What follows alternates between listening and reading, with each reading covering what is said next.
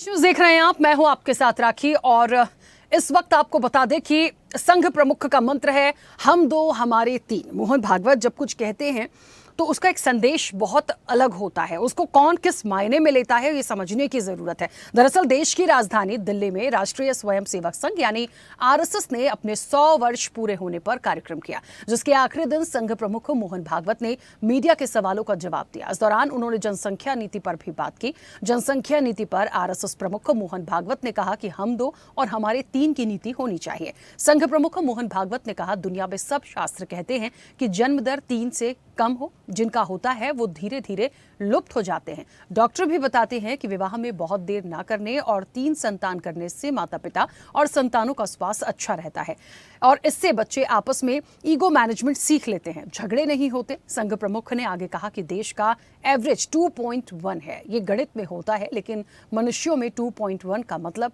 3। भारत के प्रत्येक नागरिक को सोचना चाहिए कि उसके घर में 3 बच्चे हों, लेकिन 3 बच्चे का खर्च भी उठाना पड़ेगा। ऐसे में 3 से आगे न बढ़ें, इसे सब लोगों को स्वीकार करना चाहिए। दुनिया में सब शास्त्र कहते हैं, विज्ञान, कि जन्म दर 3 से कम जिनका होता है वो धीरे धीरे लुप्त हो जाते हैं। तो 3 से ऊपर मेंटेन करना चाहिए। सब देशों में ऐसा होता है, सब समाज ऐसा करते हैं। दूसरा, डॉक्टर लोग मुझे बताते हैं कि 3 संतान होने से बहुत देर नहीं करना विवाह में, और 3 संतान होना, इससे माता पिता का, संतानों का, तीनों का स्वास्थ्य अच्छा रहता है। और जिस घर में 3 संतान है उस घर की वो संतान आपस में ईगो मैनेजमेंट सीख लेती है, इसलिए आगे चल के उनके फैमिली लाइफ में कोई डिस्टर्बेंस नहीं होता। अब संघ प्रमुख के इस बयान के क्या मायने हैं? संघ की इस थ्योरी पर 3 बच्चों के लालन पालन करने का भी सवाल है। इस बयान पर कांग्रेस की तरफ से भी प्रतिक्रिया आई है, आपको सुनाते हैं। तो ये बड़ा इन्होंने ऐसा प्रश्न किया है देश से कि जो खुद पे लागू नहीं है उनके ऊपर। आरएसएस के लोगों को पहले शादी खुद करनी चाहिए। अगर आप 3 बच्चों की बात करते हो तो पहले आरएसएस के तत्काल प्रमुख से आग्रह करूंगा कि एक आदेश जारी करें कि पूरे देश के अंदर आरएसएस के लोग तत्काल। चलिए, तो संघ प्रमुख का मंत्र है हम दो हमारे तीन, और उन्होंने बहुत अच्छे परिप्रेक्ष्य में ये बात करी। एक तो एक मैसेज दिया, एक संदेश दिया, क्यों हम दो हमारे तीन होना चाहिए वो भी बताया। फिर यदि उनका खर्च उठाना पड़ेगा तो आप 3 से आगे भी ना बढ़ें। तो कुल मिला के जो बात ये कही गई है, हम कुछ आंकड़ों पे भी यदि गौर करें, हम 2011 की जनगणना की बात करें तो तब से आज तक की चीज़ों को आप आंकड़ों को उठा के देखिए कितना डिफरेंस आया है। लेकिन ये जो वो सोच रहे हैं या इनका जो मानना है, जो कहना है, क्या आज वर्तमान परिदृश्य में ऐसा हो पाएगा? ऐसा होना तो चाहिए, लेकिन बहुत सारी चीज़ों में बदलाव आया है। कई मेहमान हमारे साथ इस चर्चा में जुड़े हैं और सबसे पहले आपका परिचय करा देते हैं। भारतीय जनता पार्टी का पक्ष रखेंगे अनिल गोयल। अनिल जी, बहुत स्वागत चर्चा में जुड़ने के लिए। कांग्रेस का पक्ष रखेंगे सैयद शाकिर अली। शाकिर अली जी, आपका भी बहुत स्वागत है। आरएसएस विचारक हैं दिनेश उपाध्याय। दिनेश जी, आपका भी बहुत स्वागत है। और वरिष्ठ पत्रकार हैं मोहनलाल मोदी। मोहनलाल जी, आपका भी बहुत स्वागत है। चर्चा की शुरुआत सबसे पहले दिनेश जी आपसे करूंगी। मुझे सुन पा रहे हैं? राखी जी। हाँ दिनेश जी, हम दो हमारे तीन, सर अच्छी बात है। उन्होंने जिस परिप्रेक्ष्य में कहा कि अच्छा है, थोड़ा सा ईगो मैनेजमेंट वाली चीज़ें समझ लेते हैं, अच्छी बात है। लेकिन हम दो हमारे दो जब चला था, एक लंबा वक्त हो गया उस चीज़ को और बहुत अच्छे से सफल हुआ। लेकिन आज की स्थिति में तो लोग सिंगल चाइल्ड पे भी विश्वास करने लगे हैं। तो हम दो और हमारे तीन आज के समय में बड़ा मुश्किल हो गया है, हर लहजे से बड़ा मुश्किल हो गया है सर।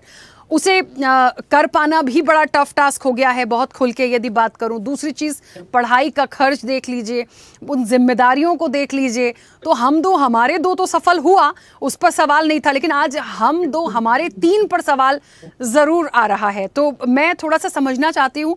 मोहन भागवत जी ने कहा, बहुत समझा के कहा, लेकिन फिर भी क्या आपको लगता है 2011 की जनसंख्या से आज हम देखने समझने की कोशिश करें, तभी हम क्या आंकड़े थे और आज देखिए तो कैसे हो पाएगा ये? परम पूजनीय मोहन भागवत जी ने जो कहा है बिल्कुल ठीक कहा है और उन शब्दों का सम्मान होना चाहिए। और अगर हम आज का भारत के अलावा जो हमारी फाउंडेशन रही है, प्राचीन काल का भारत अगर देखें तो घरों में बेटियों की शादी 17 साल 18 साल की एज गवर्नमेंट ने बनाई है, लेकिन पूर्व काल में इससे पहले ही बेटियों की शादी हो जाती थी और जल्दी उम्र में बच्चे पैदा हो जाते थे और तीसरी, चौथी, 5वीं पीढ़ी तक जो हमारे बुजुर्ग होते थे, जिंदा रहते थे, सामूहिक परिवार रहते थे। ना विवाह शादी में कोई टेंशन होता था, ना गुजारे में टेंशन होता था, ना कहीं कोई दिक्कत होती थी। लेकिन जब किसी बिल्डिंग का एक पिलर कमजोर होता है तो 3-4 पिलर जो होते हैं वो भी ढह जाते हैं। इसलिए आज राखी जी जो आपने बातें कही है कि ये मुश्किल हो जाएगा, कैसे होगा, एकाकी परिवार, एकाकी जीवन, अलग रहना और सामूहिक सम्मिलित परिवार का बिखराव, कुटुंब प्रबोधन, परिवार प्रबोधन की कमी आना, रिश्तों की मर्यादा भंग होना, ये सारी चीजें इस तरह से हुई है कि हमने सामूहिकता का निर्णय छोड़ दिया। बच्चे तो ऐसे बहुत लोगों को मैं जानता हूँ भारतवर्ष के अंदर आज भी जो महत्वपूर्ण लोग रहे हैं, 8-8, 9-9, 10-10 बच्चे हैं। महात्मा गांधी जी, अंबेडकर जी और अंबानी परिवार, आप देखो कितने सारे, कोई सुभाष चंद्र बोस जी, कोई चौथी संतान, कोई 5वीं संतान, कोई 8वीं संतान, कोई 9वीं संतान, और भगवान श्री कृष्ण जी भी 8वीं संतान थे। तो इसलिए बच्चे, सिर्फ कुछ लोगों के दिमाग में इस तरह की बातें आती रही होगी, कुछ कुछ सोचने का अधिकार है सभी को, लेकिन रिश्तों की मर्यादा अगर बना के रखनी है, उसको ये बताना है कि भात कैसे भरा जाता है, रक्षाबंधन कैसे होता है, ताई ताऊ कैसे होते हैं, चाचा चाची किस प्रकार के होते हैं, ये रिश्ते भी बने रहने चाहिए। हमारी ये फाउंडेशन है भारत की, हमारी संस्कृति है, और ये कब जीवित रहेगी? जो आज परम पूजनीय मोहन भागवत जी ने कहा है, बच्चे 3 या इससे ज्यादा हों तो अपनी सामर्थ्य, अगर मैं 5 बच्चे पैदा कर सकता हूँ, 6 बच्चे पैदा कर सकता हूँ, मेरी सामर्थ्य है उनको अच्छी शिक्षा देने की, अच्छी दीक्षा देने की, अच्छी पढ़ाई लिखाई करने की, तो बिल्कुल करनी चाहिए।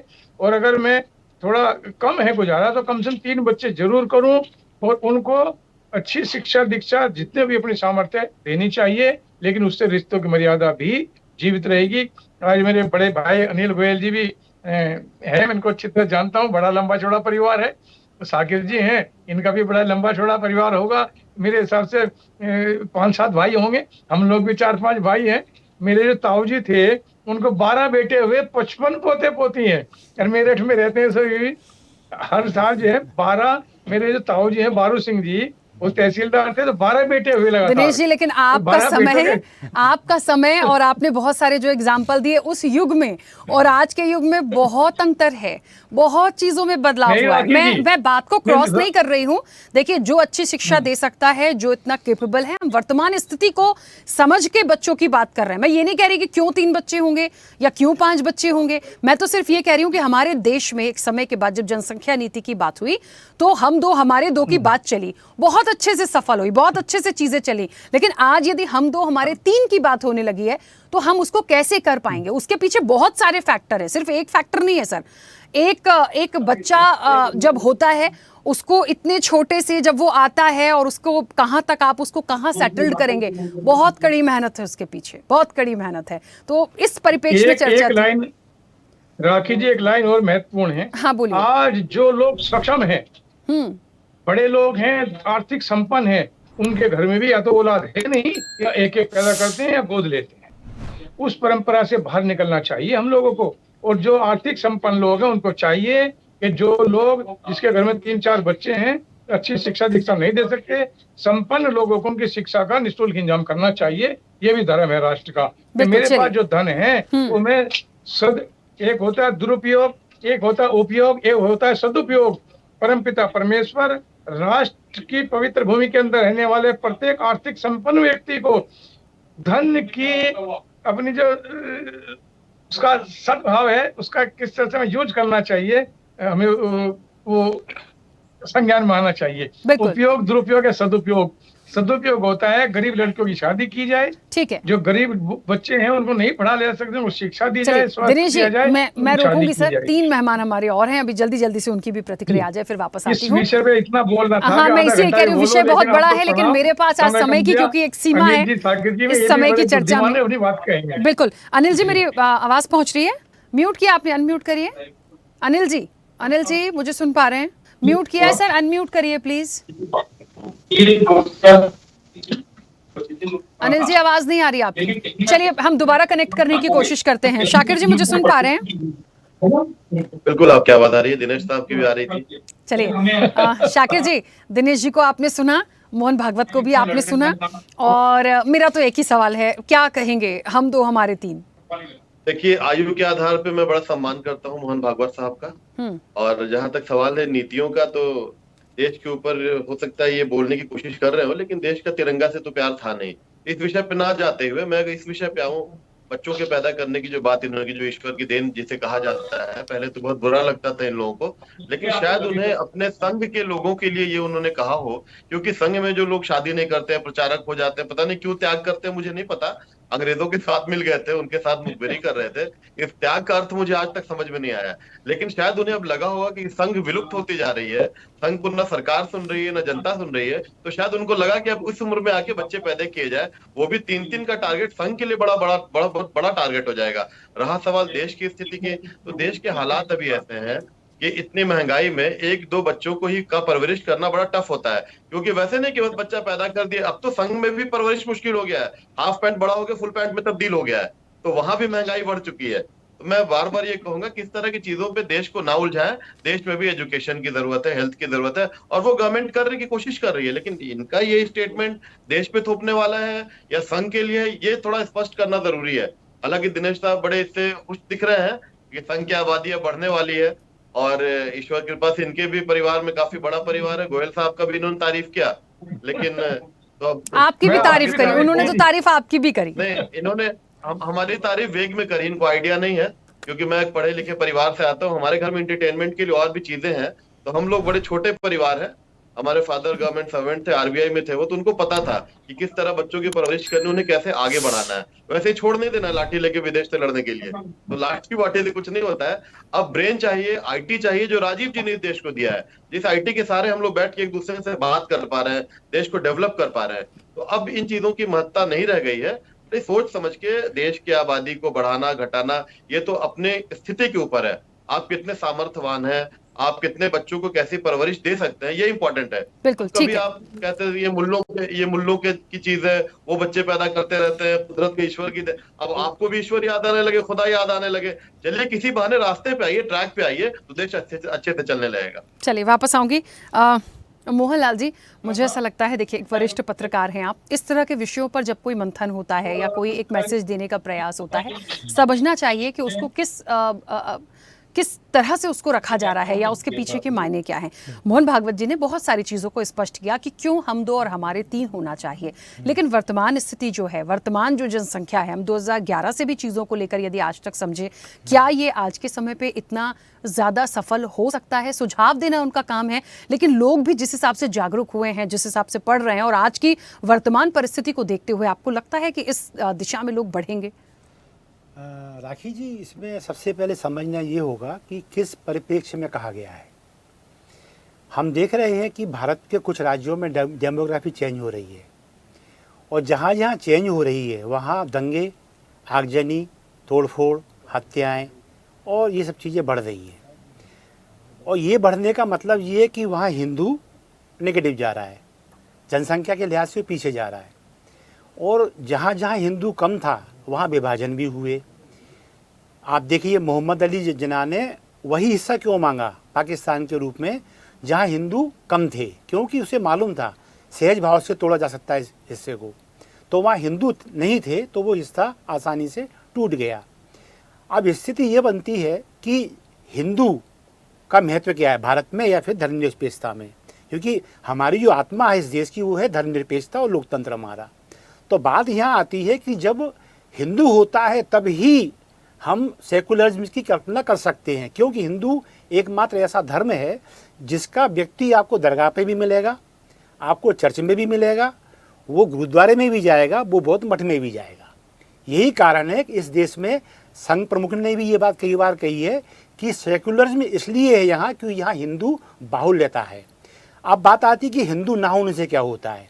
पाकिस्तान का उदाहरण देते हैं, जो हिंदुओं को लगा कि हम जहाँ हैं वहीं ठीक हैं, वो वहीं रहे, और जैसे जैसे वो वहाँ ढलने का प्रयास करने लगे तो आप सबकी जानकारी में है, उनको बलात् मुसलमान बनाया गया, नहीं माने तो उनको मरवा दिया गया, उनकी पत्नियों महिलाओं के साथ में बलात्कार किए गए, बच्चियों के विवाह, निकाह शब्द का इस्तेमाल करूँगा, जबरन मुसलमान पुरुषों से युवकों से करा दिए गए। कई बच्चियों के निकाह तो उनकी चौगुनी उम्र के जो युवक थे, बुजुर्ग थे, उनसे करा दिए गए। स्थिति क्या हुई? पाकिस्तान सेकुलर देश नहीं है, पाकिस्तान शाकिर एक जी, मुस्लिम एक रा- सेकंड रुकिए, एक हाँ। मुस्लिम राष्ट्र है। यही स्थिति बांग्लादेश में है। एक उम्मीद थी लोकतंत्र के रास्ते पर चलेगा, लेकिन जब से वहाँ पाक परस्त सरकार, या कहना चाहिए अमेरिका की उंगलियों पर नाचने वाली कठपुतली सरकार आई है, वहाँ भी स्थिति अब यही है कि अब वहाँ एक मुस्लिम राष्ट्र होने की ओर बांग्लादेश अग्रसर हो चुका है। अब आती है 3 बच्चों की बात। क्यों की 3 बच्चों की बात इसीलिए की गई है कि भारत में भी जैसे अब संभल पे आते हैं, आज संभल बड़ा संवेदनशील मुद्दा बन गया है। वो इसीलिए बन गया है कि हम वहाँ 45% हुआ करते थे, बड़ा शांति पे इलाका था, कोई दिक्कत थी ही नहीं।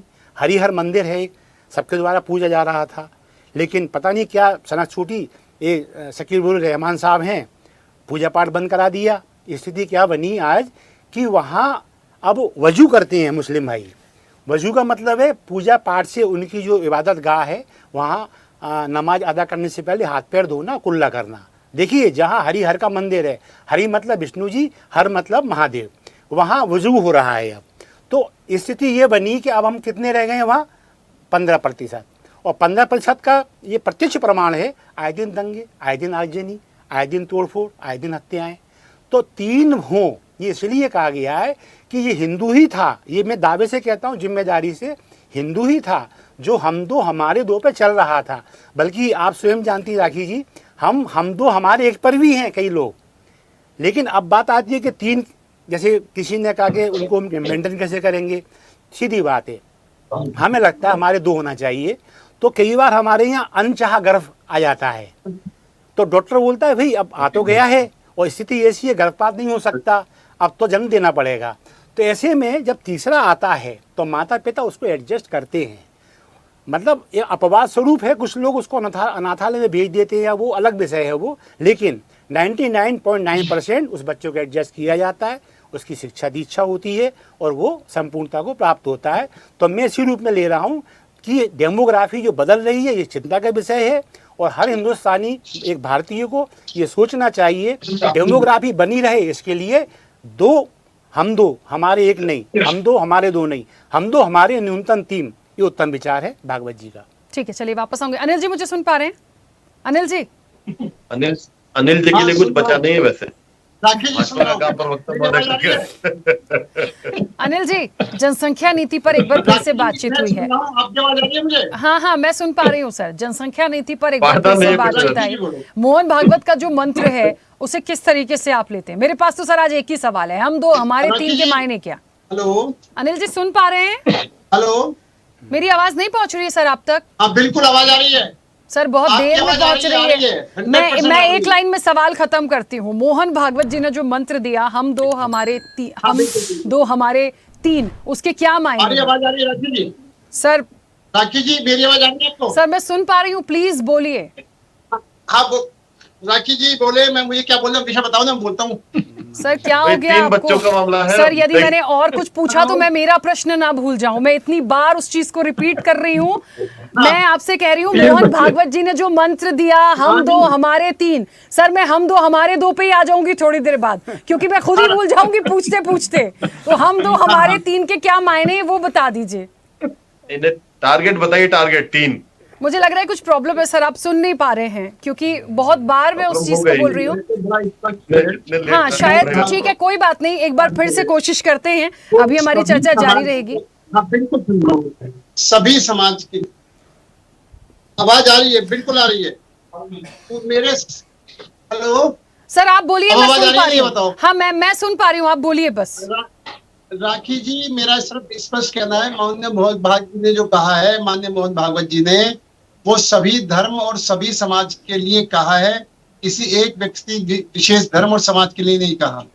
और निश्चित तौर पर हमारी आबादी 3 से ज्यादा नहीं होनी चाहिए, तो उससे जनसंख्या विस्फोट ना हो, और 2 से कम नहीं होना चाहिए। तो 2 से कम नहीं होने में बड़ा स्पष्ट है कि बड़ा भाई, छोटा भाई, देवरानी, जेठानी, ताऊ, ताई, मामा, फूफा, चाचा, ताऊ, ये सारे संबंध धीरे धीरे खत्म हो जाएंगे। तो अनिल जी और जब हम 2 परिवार जो हमारे है- 2 थे, तब क्या बच्चे या तब क्या परिवार ताया ताई और बुआ फूफा या मौसा मौसी नहीं समझते थे?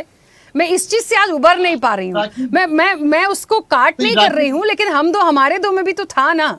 नहीं राखी जी, अगर आप प्रैक्टिकल में आओगे तो हम 2 और हमारे 2 में आज बच्चों को के ताऊ नहीं है या बच्चों का चाचा नहीं है, बच्चों की बुआ नहीं है या बच्चों का फूफा नहीं है। आज वो क्योंकि हमारे जमाने में यानी पहले जमाने में जब दिनेश जी बैठे हैं या हम बैठे हैं, हम सबके पास 6-6, 7-7 बहन भाई, 8-8 बहन भाई होते थे, तो वो सारे रिश्ते अभी तक चल रहे हैं। लेकिन जो आने वाली पीढ़ी है, जिनका एक बच्चा है, जिनके 2 बच्चे हैं, अगर एक बच्चा है तो उसके पास कोई एक लड़का है और लड़की की शादी हो गई, तो ना तो उसका कोई भाई है, ना उसका कोई बहन है, ना उसका कोई जीजा है। मतलब हमारे कहने का मतलब क्या है कि अगर आप 1 या 2 बच्चों को कहेंगे तो सब धीरे धीरे परिवार ही खत्म हो जाता है, परिवार ही लुप्त हो जाता है। तो इससे परिवार भी बना रहे, आपस में भाईचारा भी बना रहे और संख्या संतुलन भी बना रहे। आज आप ये देखेंगे कि विदेशों में जनसंख्या बढ़ाने की कोशिश हो रही है कि जनसंख्या अधिक से अधिक कैसे हो। तो इन्होंने बिल्कुल माननीय मोहन भागवत जी ने आज की परिस्थिति में जो कहा है वो बड़ा स्पष्ट कहा है कि संख्या 3 से ज्यादा भी नहीं होनी चाहिए और 3 से कम भी नहीं होनी चाहिए। वो ये नहीं कह रहे कि संख्या मतलब कम होनी चाहिए और ज्यादा भी नहीं होनी चाहिए, और 3 संख्या होगी तो देश भी स्वस्थ रहेगा, बच्चे पढ़े लिख सकेंगे, बच्चों का सही पालन पोषण हो सकेगा, उनकी सही शिक्षा दीक्षा हो सकेगी, सारी स्वास्थ्य सुविधाएं उपलब्ध पूरी तरह से हो पाएंगी, देश के संसाधनों का पूरा इस्तेमाल हो पाएगा, और जो प्राकृतिक संसाधनों का दोहन हो रहा है वो प्राकृतिक संसाधनों का दोहन भी रुकेगा। आज प्रकृति हमसे नाराज है। आप ये देख रहे हैं कि जगह जगह पूरा विश्व में बाढ़ आ रही है, कहीं बाढ़ पानी आता तो बाढ़ आती है, ठंड पड़ती है तो ठंड नहीं पड़ती है, और अगर भूकंप गर्मी पड़ती है तो गर्मी पड़ती है।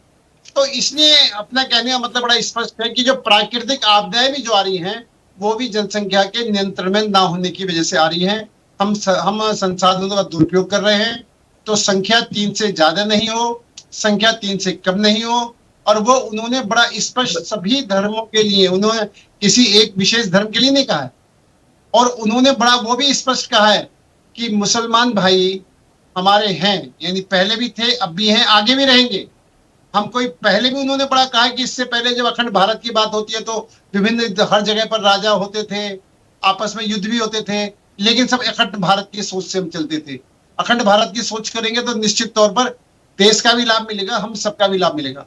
उनका एक एक शब्द पर अगर हम ईमानदारी से विचार करें तो एक एक शब्द वो शब्द है जिस पर गहन विचार विमर्श करके लागू करने की आवश्यकता है। ठीक है संघ तो निश्चित तौर पर संघ की जो सोच है वो राष्ट्र कैसे आगे बढ़े, देश में रहने वाला प्रत्येक नागरिक, वो किसी भी समाज का, किसी भी धर्म में क्यों ना हो, वो उसका विकास कैसे हो, उसके परिवार डेवलपमेंट कैसे हो। हमारी संघ की सोच बड़ा स्पष्ट है कि देश का प्रत्येक व्यक्ति समृद्ध हो, विकसित हो, शिक्षित हो, स्वस्थ रहे और आगे बढ़े। उन सब बात को ध्यान में रखते हुए उन्होंने हमारे मार्गदर्शन किया। चलिए अनिल जी 1 सेकंड रोक रही हूँ क्योंकि समय भी हो गया है। कुछ कहना चाह रहे थे शाकिर जी, बस जल्दी से अपनी बात रखिएगा। जी, मैं ये कहना चाह रहा था कि मुझे खुशी भी हो रही है, अफसोस भी हो रहा है कि दिनेश साहब तो संघ के नहीं लग रहे हैं, आपके वरिष्ठ पत्रकार महोदय तो अखंड संघ के लग रहे हैं, और गोयल साहब ने भी बात ठीक ठाक रखी है। लेकिन सच्चाई ये है कि इन दोनों का काम वो वरिष्ठ पत्रकार साहब ने कह दिया। इन लोगों ने तो कहा रिश्तों को बनाने के लिए परिवार होना जरूरी है, उन्होंने आते ही हिंदू मुस्लिम शुरू कर दिया, संभल और पाकिस्तान, जिससे बीजेपी की दुकान नहीं चल पाती है। तो उन्होंने जो अंदरूनी चीज थी, शायद वो कहीं ना कहीं संघ से जुड़े हुए होंगे, तो अंदरूनी बात बता रहे हैं, उनको सच्चाई पता थी। ये हिंदू मुस्लिम करने का ही मामला है, यहाँ जात पात की शुरुआत की जा रही है, ना कि जात पात को खत्म करने की बात की जा रही है। अभी गोयल साहब ने कहा कि मुसलमानों से मोहन भागवत साहब प्यार करते हैं, मैं कहता हूं कि धीरे धीरे इस्लाम की तरफ आ रहे, अच्छी बात है। हर इंसान अगर मुसलमान हो जाए तो और भी अच्छी बात है, क्योंकि मुसलमान धर्म नहीं, मुसलमान कैरेक्टर है, ईमानदार को मुसलमान कहते हैं। और वो जो पत्रकार साहब हिंदू कर रहे थे, हिंदू धर्म नहीं है। शाकिर जी आप भी हिंदू मुसलमान करने लगे, अब हिंदू है, ऐसा बयान देके आप ये जाहिर कर रहे हैं कि मुस्लिम बहुत ईमानदार होते हैं, हिंदू जो नहीं आबादी की बात, जो आबादी की बात कर रहे थे संभल में हिंदू अगर 20% है तो बाकी क्या है? हिंदुस्तान में रहने वाला हर आदमी हिंदू है। सनातन के मानने वाले अलग है, इस्लाम के मानने वाले अलग है। तो इसको हिंदू को धर्म ना बनाए, हर हिंदुस्तानी को हिंदू। मैं बस एक बात कहना चाहती हूँ, हम तो हमारे 3 का मकसद और मायने बहुत अलग हैं, इसलिए नहीं कहा गया कि जिस तरह से इस्लाम धर्म चलता है या मुस्लिम क्योंकि उनके ज्यादा बच्चे होते हैं तो इसलिए उन्होंने ये सीख दी, ऐसा नहीं है। सिर्फ इस तरह से मत बोलिए, ये थोड़ा सा मुझे ऐसा लगा जो नहीं आना चाहिए था। हाँ, कुछ कह रहे हैं मोहनलाल जी, जल्दी से बात रखिए सर। मैं सिर्फ इतना सा कहना चाहूंगा, शाकिर क्या जब करना चाहिए था, जब पत्रकार महोदय कह रहे थे, है। उदाहरण के लिए अभी आपने कहा कि हम तिरंगा से नहीं, ये देर संघ ने लेट तिरंगा और सवेर से जब भी आंख खुली मोहब्बत है, नहीं की। उन्हें अगर शाकिर भाई आरएसएस सुनिए, में आबादी बढ़ानी है तो आपके इस बीच एज में में कोई अब नहीं बोला उनको था। नहीं आगे करना जी। चाहिए था, और पहले ये शाकिर जी प्लीज, एजेंडा लाना सर चाहिए। समय हो गया, बोलने दीजिए प्लीज प्लीज। मेरा कहना ये है, यहाँ आपने तिरंगा नहीं, की उनको बात भी कही। इंटरप्ट कीजिए ना, वो गलत सुनिए, बोलते हैं, मैं कुछ नहीं हाँ, बोल रहा हाँ, था, मैं वो बता गलत रहा हूँ बोल रहे ना हैं, हिंदू आपको, मुस्लिम सही की बात बता कर रहा रहे हैं हूँ। वो। हिंदू मुस्लिम सुनिए, करने वाले सुनिए। आदमी को मैं पसंद नहीं करता हूँ सुनिए देश में। सुनिए सुनिए, तिरंगे की आपने तो बात क्या कही, सुने, आप तो शुरुआती तिरंगे गलत की कर रहे हैं। आपने बात कही, तो तिरंगे ये की उम्मीद बात मैं आरएसएस से सुनिए कर रहा था पहले। जो आप करने लगे। हाँ सुनिए, तिरंगे की बात जो आपने कही, ये संघ का या जनसंघ का ये प्रारंभिक विरोध था, और इसलिए था इस झंडे और के नीचे जनसंघ को लड़ाई मैं लड़ी क्यों गई मानूं? आजादी की। बापू के और हत्या जब करने आप वालों को मैं क्यों पॉलिटिकल मानूं? दल मैं बनाने भारतीय जा हूं, रहे हैं, मैं भारत को तो मानूंगा। संघ का या मैं संघ को, जनसंघ का आप मानिए विचार ये संघ को। था कि आप जो संघ को जिस मानिए, झंडे के आप नीचे संघ के लड़ाई लड़ी प्रचारक बन जाइए। गई, वो झंडा आप तो एक प्रचारक का पार्टी काम विशेष कर का रहे नहीं हैं। हो सकता। अरे अंदर में झंडा इंसान भी तिरंगे रखिए, का विरोध इंसानियत नहीं की था। बात चलिए, कीजिए। ठीक है। आप संभल तो पहुंच ये गए, थोड़ा सा आप हरियर ठीक मंदिर है का शाकिर बात अली जी, कीजिए। ठीक है ठीक है तो सर। ठीक है। देखिए देखिए, झगड़े का या बहस का विषय नहीं है। एक बात आती है, उसके क्या मायने हैं, किस परिप्रेक्ष्य में होना चाहिए, सबकी अपनी अपनी राय है, उसका स्वागत है। किसको कितना इंप्लीमेंट करना है और देश में क्या मैसेज जाता है, ये आने वाले समय की बात होगी। फिलहाल समय बहुत हो गया। आप सभी मेहमानों का बहुत शुक्रिया इस चर्चा में जुड़ने के लिए। तो देखिए, संघ प्रमुख का मंत्र हम दो हमारे तीन, बहुत सारी बातें हैं। मैं शुरुआत ही मैंने यहाँ से करी थी कि मोहन भागवत जब कुछ कह रहे होते हैं, कोई एक मायने होते हैं, कोई मकसद होता है, कोई बड़ा संदेश होता है, क्योंकि वो हमेशा से जो आरएसएस है वो राष्ट्रहित के लिए काम करता है। तो यदि वो कुछ कह रहे हैं तो उसको समझिए, उन चीज़ों को देखिए। करना नहीं करना ये जनता को देखना है, वो किस तरह से इन मैसेजेस को ले रही है। लेकिन ये जो चर्चा आते आते हिंदू मुस्लिम पे आई, हमें थोड़ा सा समझना पड़ेगा। इन सारी चीज़ों से हम बचाव करें, हर एक मैसेज को सकारात्मक रूप से लें, और आगे कितना बदलाव और कितना इंप्लीमेंटेशन इस पर होगा, ये देखने वाली बात होगी। चर्चा में इतना ही। बने रहिए स्वदेश न्यूज के साथ। सबसे पहले देश। ऐसे ही वीडियोस के लिए लाइक करें, शेयर करें, फॉलो करें। YouTube पर जाकर सब्सक्राइब कर बेल आइकन दबाना ना भूलें, और ताजा अपडेट्स के लिए स्वदेशलाइव.com पर जरूर जाएं।